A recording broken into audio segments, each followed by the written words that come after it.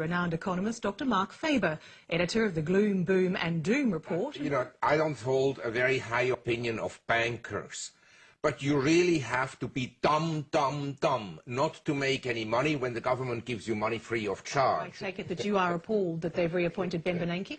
Well, I think Ben Bernanke is like a ship captain.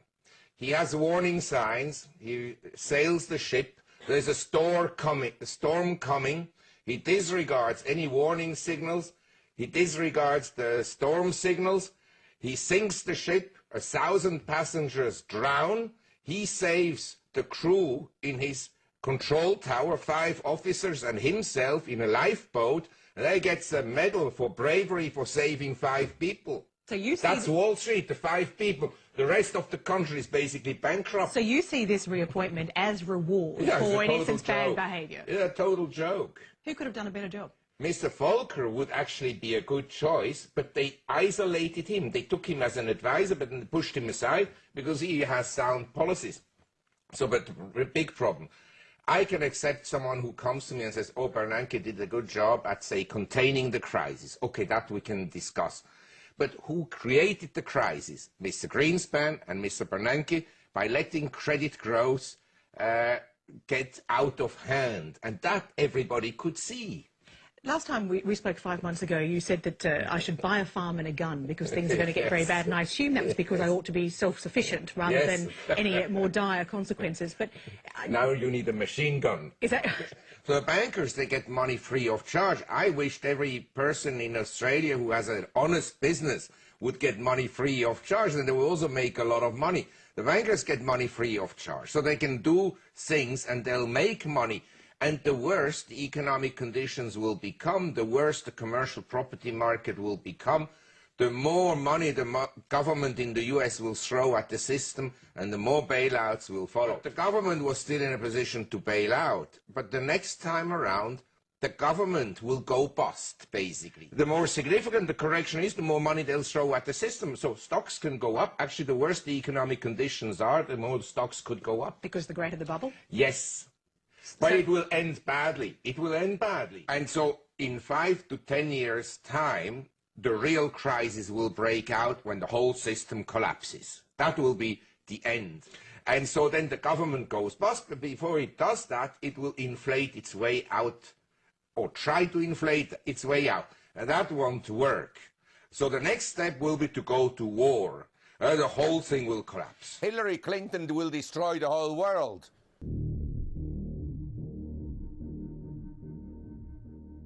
The American economy is once again on the verge of a breakdown. We've been in a recession for normal people for the last 15 years. Most people in normal income ranges have less income than they had 15 years ago, whereas the products they need to buy have gone up in price so that they are living at a lesser standard than they did 15 years ago. We are confronting a banking crisis in Europe, which will impact our banks again, and there's not much insulation in those banks for another hit as they had in 2007-8.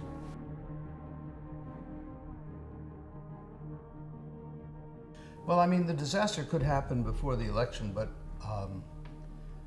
if it were to happen after the election, or if it were to need to be diverted after the election, someone would need to step in and enforce the regulations that have been put in place, and perhaps redivide the banks into banking and speculation as they were before Bill Clinton, Larry Summers, and Bob Rubin changed it and got the Glass-Steagall Act revoked.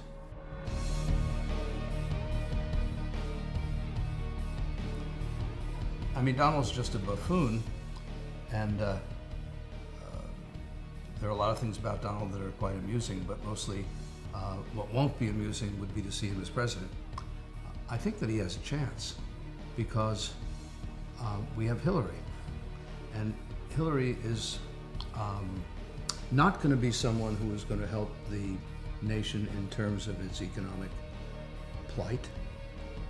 She has been paid quite well by the banks to keep the banks open in their speculative businesses. She has given a series of speeches, in fact, to various industrial complexes, including the oil companies and the military companies and the pharmaceutical companies and the insurance companies et al. She's given some 92 speeches.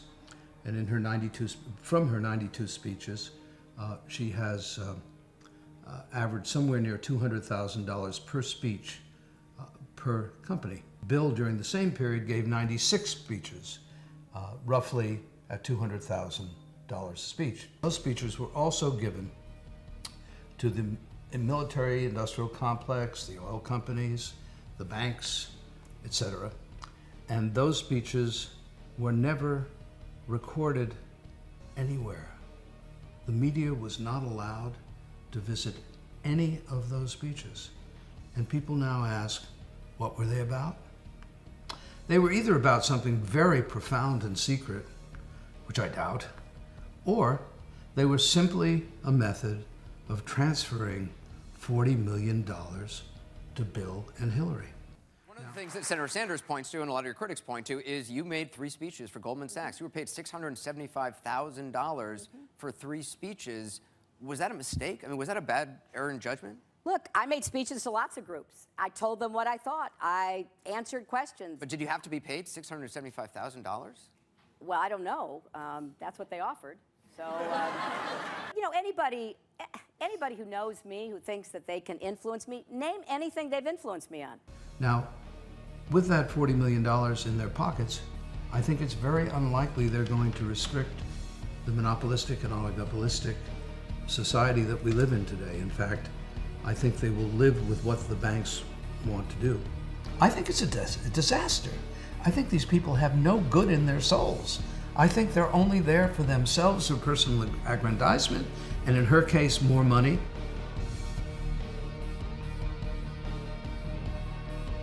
So in 1979, Hillary Clinton, Bill was about to become governor of the state of Arkansas. Hillary Clinton did a genius thing. She became the greatest commodity trader on earth.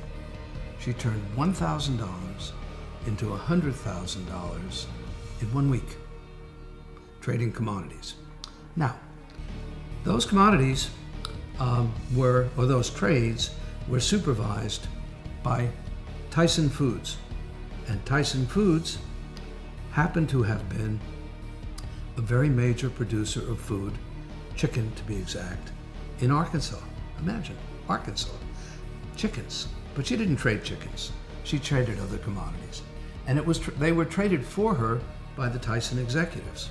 In those days, you were able to put on a 2-sided transaction in the morning, and you allocated the transaction to the buyers and the sellers at the end of the day. So guess what? Hillary got the winning trades, and Tyson Foods got the losing trades. And she got $100,000+. And Bill became governor of Arkansas. And guess what? Tyson Foods was rapidly exempted from all of the environmental issues having to do with the chickens.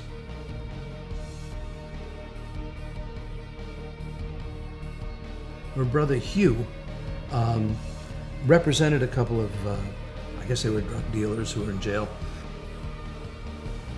represented them in applying for pardons. And of course they got the pardons.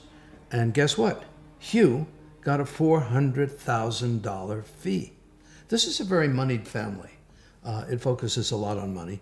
And so those are a couple of things that I sort of noticed and think that it makes her really quite unfit to be president of the United States of America.